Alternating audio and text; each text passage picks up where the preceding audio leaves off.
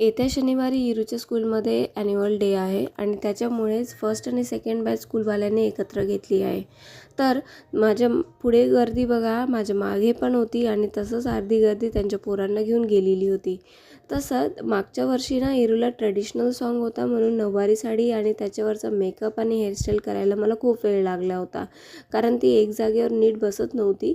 तसं तर तिने मला खूप कॉपरेट केलं, पण एक सर्टन लिमिट असते पोरांची, त्याच्यानंतर ते इरिटेट होऊन जातात. आणि ह्या वर्षी जो रेफरन्स इमेज दिला आहे ना, त्याच्या हिशोबाने मला असं वाटतं की जास्त तामझाम करायची गरज नाही पडणार हेअरस्टाईल आणि मेकअपला. फक्त आउटफिट अजून त्यांनी काही दिला नाही आहे, मे बी आता 1-2 दिवसात देतील ते.